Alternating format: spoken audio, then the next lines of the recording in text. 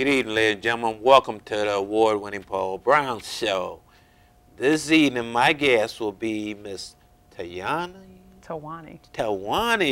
Dewberry. She's the Executive Director of the Right Moves for Youth. How you doing there, Miss Dewberry? I'm doing wonderful. Thank you for coming on the show. Tell us a little bit about yourself first. Well, I am the Executive Director at Right Moves for Youth. I've been with the agency about 7.5 years. I started out as the Program Director and assumed the position of Executive Director about 4 years ago, and I've been doing that ever since. I enjoy what I do because it gives me an opportunity to impact the lives of youth who are much like myself when I was in high school and in middle school. And just needed a little support and guidance, and so this gives me an opportunity to give back. Right Moves for You. Tell us a little bit about that program, because I know it's a well-known program within our community. Right Moves for Youth is a youth development agency. Our program is geared toward decreasing the dropout rate in Charlotte-Mecklenburg. As you may know, the graduation rate is a big issue in our community right now, and people are really focused on it. But Right Moves for Youth has been doing this about 20 years. We work with students at 34 schools in the Charlotte-Mecklenburg school system, and we really try to get in and impact these kids, improving their self-efficacy, working with them on life skills. We work with them to make sure that they feel comfortable in the school setting and that they have adequate support both from peers and adults. We continue to work with our partners who are the Sheriff's Department, Police Department, and Charlotte-Mecklenburg Schools. And I think we are just a value-added service in this community. So there is a need for your program within these. I know you say you deal with a lot of the youth and stuff like that. Why is there such an issue with our youth in our community?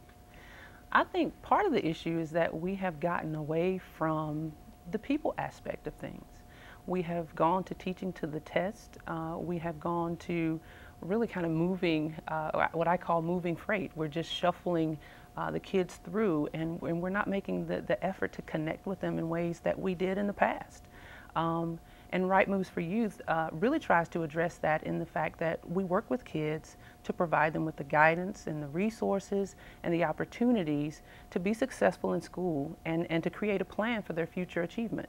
So in doing that, we really work with them on a basis where we are connecting with them as individuals. We work in a group setting, but we really see them and give them an opportunity to really define who they are, define what success means to them, and to plan for their future accordingly. Okay, why is there such a big difference between the graduation rate of some high school in the Charlotte community and of others? Well, when you look at the graduation rate in these high schools, again, the overall graduation rate for CMS, you're looking at about 74%. When you look at a place like Providence, you're looking at around 97%. And why is there such a big difference? Well, when you look at a place like West Charlotte or even some of the other schools in that area, you're looking at just over 50%. I think it's egregious when on one side of town there is such achievement, and then on the other side you can walk down the hall and for every other student you can just about say this student will not make it out of here. I think that we aren't allocating enough resources. I don't think that we are addressing these schools in a culturally competent manner such that these kids have a chance to make it out in the same way that some of the more affluent kids do. I think, again, we're looking at issues of poverty, which certainly affect parent involvement, because if I'm in a position where I'm struggling and I'm trying to survive, sometimes the schools don't make it very easy for me to engage in ways that stay-at-home Susie could engage. I think there are a lot of issues around that, but I think it gets down to not even so much race, though, because wealth is distributed in the way that it is, it becomes race, but it really gets down to who has the resources to make sure that their kids get the best. So how do you deal with that youth who's dealing with issues at home in coming to school and can't focus, or are the families not supporting the kids, into graduating from school? Well, it's not that the parents aren't and the families aren't supporting these students. They're supporting them a lot of times in the best ways they know how. And I'm not saying that every kid gets adequate support, but I certainly don't want to say that parents and families aren't supporting these kids. But I think it's important that when they bring these issues into the classroom, and I happen to be a licensed therapist as well, I feel like we bring all of who we are and all of what we deal with into work or into school and everything that we do. And so when you have kids who are bringing adult problems and issues of survival into the classroom, sometimes math or English doesn't seem that important because it's so far away. Going to college or whatever it is so far away. And really what we try to do at Right Moves for Youth is help them to process what they're bringing into the school system, into the classroom, give them a safe place to talk about what's happening with them, and really help increase their coping skills and give them new skills to be able to achieve and succeed in the way that others will. And so if we're giving them that space when we're meeting with them and they're not processing that stuff in the classroom. Correct.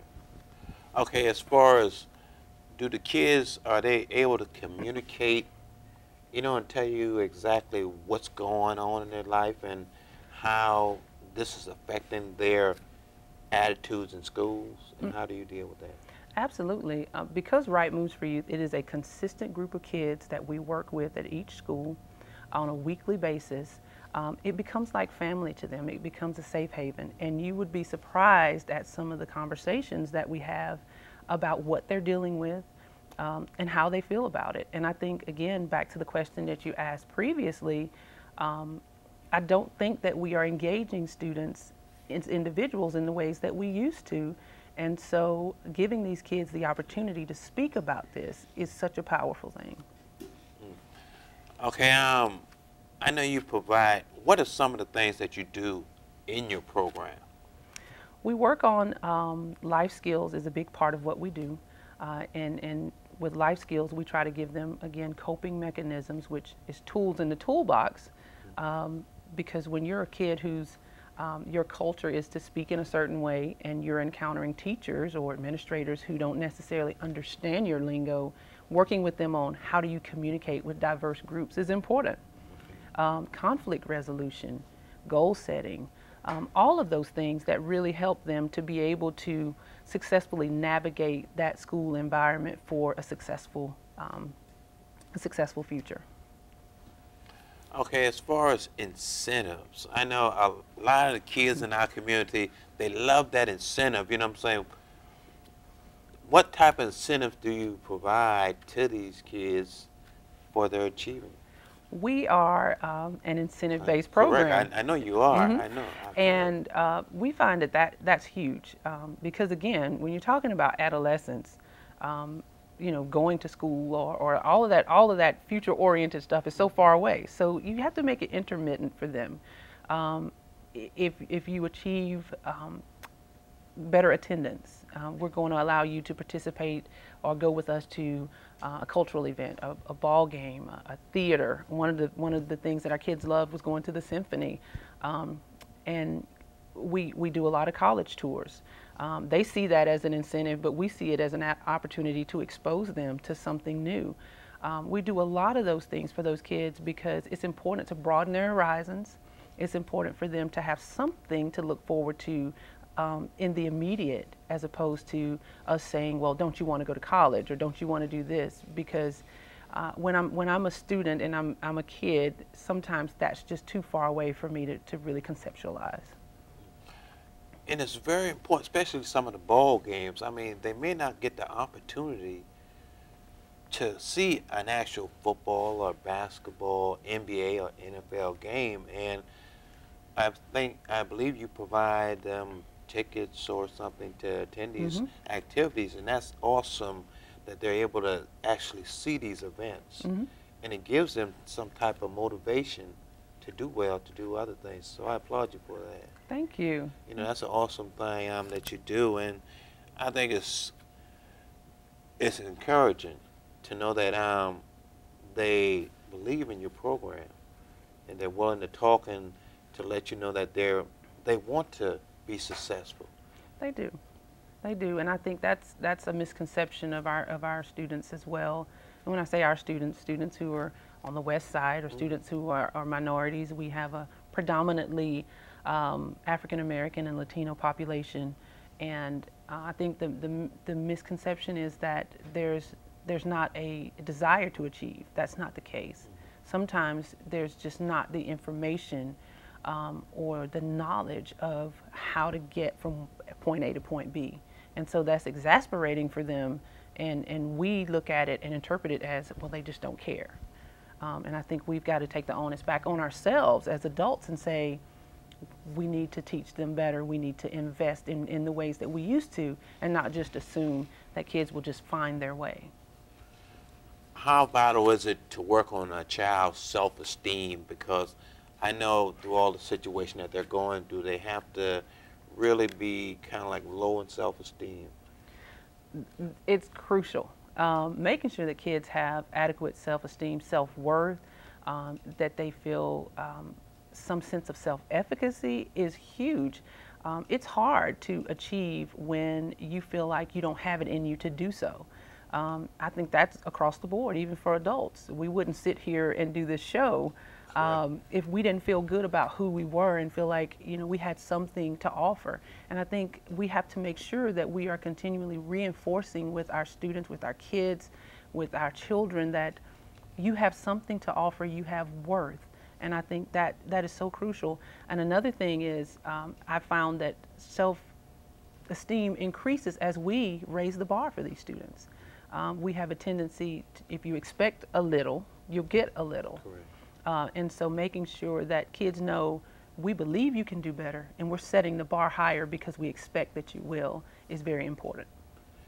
Being the executive director of a program like this, do you ever look back at your youth and see some of these kids in yourself? Absolutely. I absolutely look back on that, and I'm a pretty transparent person. Okay. I was born to a 14-year-old mother and became a teen mother myself. And so for all the statistics that are out there, I shouldn't be sitting here. But I chose to get into this profession and into an organization like this because I strongly believe that no matter what missteps or circumstances these kids are born into, anybody that has the adequate support and who feels that they have all of the things that they need, have the ability to achieve. If I can achieve, there's not a student in our program who can achieve. The odds were absolutely stacked against me. So I just feel it's like a personal calling to really make sure that every student in our program understands that you have the ability to achieve, you have the support. It's up to you what you do with that now. Let's listen to some of your success stories of some of your children that's went on to be, you know, to go to college and stuff like that. Tell us a little bit about some of those stories. Well, the one that pops in my head, there's a young lady who, she came in my office a couple years ago and she said, Ms. Tayuanee, I think I want to go to college. And I said, okay, well, you know, do you have your transcript? So she goes and she gets her transcript, and needless to say, it's not stellar. And she said, well, I haven't done so well because I never thought about college before I got into Right Moves for Youth. She said, but my guidance counselor told me that I couldn't go to college because I was fighting when I was a freshman and I got suspended a lot. And I said, your guidance counselor told you that? She said, yes, she did. And she said, so I didn't think it was worth doing anything. And so we started working with this young lady, and she found out that she was living in a house with 12 other people, and they were really just trying to survive. You know, parents loved her, but it was really just a dire situation. But long story short, 2 years later, She worked hard. She did the things she had to do. She even went to night school. And just this past semester was her first semester at Lewisburg College, because she determined that she had the support and that she had the ability, and she rose to the occasion. And those are the kids that really, really give me the inspiration to get up every day and keep coming back. When you go into these classroom and you see these kids who have this feeling of, I'm not going to make it, how does that make you feel? It brings up all of my old emotions, because I was that kid. And it really just makes me feel like somehow we've done a disservice to these children. Somehow we've missed the boat, and it really gives me the nudge to feel like I need to do something about it, and that we need to do something about it, and that it's my job to inspire others to do something about it. Okay, we look at your program and we look at and see that how it's affecting a lot of these kids in our community and stuff like that. How do we do more? What can the community do to help your program, Right Moves for You? The first thing I would say is that this community can come out and volunteer. I think it's easy to sit back and say the problems are too big, but one by one, if we're willing to just invest 45 minutes to an hour a week to come in and just share ourselves with another human being, we can make a great impact on these students. That would be the first thing, and for those who have the ability, certainly contribute as you can. And then most of all, just be willing to get engaged, become an activist, advocate, find out what's going on at the school in your neighborhood, even if you don't have a child there, because what happens to the kids in the schools in our neighborhoods affects us all. And we were doing a service project in the at West Charlotte last year, and I went down to the store, and the lady said, I see y'all cleaning up the school up there. And I said, yes, we're cleaning up the school. She said, about time somebody does something up there. And I said, you live in this neighborhood? She said, yes. I said, how long you been here? She said, about 40 years. And I said, it's okay that people are coming in, doing something in your neighborhood. I think it's important that we take ownership of our neighborhoods, of our schools, and that we help make sure that these kids feel good about the school that they're walking into and the neighborhood that they're living in. And it trickles down. It won't get any better if we don't start it. Do you ever go and talk to the parents of these children and find out exactly how their behavior is? Because sometimes it can be the parents' behavior that's affecting the child's behavior. Absolutely. There are times when parents, their behavior is creating a negative effect in the students' lives. Sometimes we're able to work with parents to help them, because sometimes it's just that the parent doesn't have adequate knowledge. Maybe it's the mother that was 14 when they had the baby, or it's just someone who doesn't have a lot of good parenting skills and just needs more knowledge. Sometimes it's just the parent that, we got to work around that, and in which case we have to put a little more effort into cultivating that child's self-efficacy and their ability to move forward despite the challenges. Do you feel like your program is getting better as the year goes along, or do you feel that you see much improvements? I think it's absolutely getting better. I have been just impressed with the strides we made, with the way that the program has blossomed. We have moved into being able to graduate 97% of our students. These students are graduated or promoted to the next grade level. 82% of our graduating seniors have gone on to post-secondary institutions. I think that speaks volumes for how the program is improving and how successful it is. And we just continue to push to make it even better. We want to see 100% of our students achieve. The support system, I know we talk a lot of negative things, or the kids talk a lot of negative things about law enforcement. But I see a lot of law enforcement, they work within your program. How important is it to us to realize that there's a positive thing within the law enforcement field? I think it is. It's huge for these students to connect with law enforcement through our program.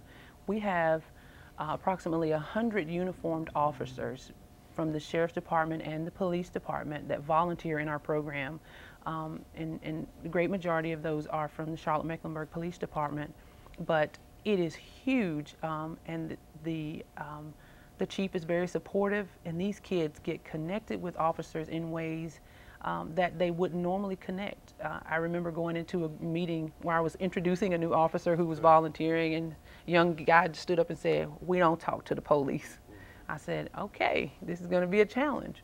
But by the end of the year, they were calling that same officer saying, hey, you know, I just really need to talk to somebody. And they get to see them as people and understand that they're just like them, and they have families, and that they care. And they come to understand better what the officer's job is, and they're just not out to get them as the media would portray. They want to help, but they also need to do their jobs. And so I think we do a great job of bridging the gap between a community that has felt alienated by law enforcement, and making law enforcement feel like they have a platform to engage kids in a way that's non-confrontational. And you have a lot of officers who's willing to dedicate a lot of their volunteer time to see these kids be successful and to let them know that I'm not your enemy, I'm your friend, and you can come and talk to me. And you know what I'm saying, we're trying to help your community and not hurt it. Yes, the officers, one officer that sticks out in my mind, Officer Ray Hughes at West Mecklenburg, has been volunteering with this program in some capacity for the last 15 years, because he says it just is the thing that helps him connect with youth, and it actually helps him not to have to arrest so many, because they develop a respect for him and the understanding that he cares about them, and we see that happen all across the system. And you know, I just think it's a phenomenal part of our program and an essential part of our program. What age group does your program start to, and how long can they stay in there? The program, we start students in 6th grade, and they can actually stay in the program through the 12th grade. Why is this so important to reach out for the children at the 6th grade level when they're young? The 6th grade is a very important transitional year in terms of making sure that kids are on the right track. There's a lot of data that shows that if kids are not successful at that time period, you know, how it affects their graduation rate is huge. And so making sure that as they transition from 5th grade in elementary school to 6th grade, making sure that they connect with their school in a greater way, really has an impact on what happens 6 years later when they're in the 12th grade. Do you ever see yourself or the program starting the youth younger than 6th grade level? We actually have worked with 4th and 5th graders, and that has been successful. We would love to be able to do more of that, but right now we're really focusing on that adolescent age, making sure that we have the greatest impact that we can, and not trying to spread ourselves too thin. Correct. But should we have available resources, we certainly would love to be able to serve a greater group of students, because I think the earlier that you get them, the more successful you're going to be. So your program deals with not only the male but also the female groups. Yes. And why is it important to deal with both sex? Well, the program actually, when it started, it was just males. And then a few years later, a brother and sister at East Mecklenburg actually decided, the brother was in Right Moves, and so the young lady said, hey, we'd like to have Right Moves for females as well. And what we found is it's important to engage both sexes, because when you do that, there's so much that they can learn from each other. I think it really brings them together in a positive way, and it keeps them from having stereotypical ideas about each other. They can engage, and you have caring adult mentors there working with them to help them foster positive images and ideas and relationships with one another. Okay, from where your program is right now, where do you see it at 5 years from now? Actually, where we are right now, we are a local agency that was created to deal with local issues. I think 5 years from now, we'll see Right Moves for Youth spread into surrounding counties. And I think you'll see Right Moves for Youth serving more students here in the Charlotte-Mecklenburg area. Do you ever see, is there any other programs in other cities that may be similar to yours? And if so, what? I haven't seen or found any that are as unique as this one. What really makes us unique is our connection and partnership with the police department, law enforcement, and government agencies. The other thing is we get calls from all over the country, or people saying, I found your website, I love your program, how can we start that here? And so it's kind of got our wheels turning as to how do we make that happen, because it is unique, not just to Charlotte-Mecklenburg, it's unique in general. Someone need to contact you, how would they go about doing it? They can contact me through my email at tdewberry@rightmovesforyouth.org, or they can contact me at the office at 704-377-4425. Ms. Dewberry, I'd like to say thank you for coming on the show and telling the audience about such an awesome program as the Right Moves for Youth. And, you know, you continue to develop these youth into very successful business owners and teachers and whatever, because positive thinking creates positive results. And when they're around programs like yourself, which is positive, they can have nothing but success. Thank you. Audience, thank you for watching the show, and you'll be encouraged. Thank you.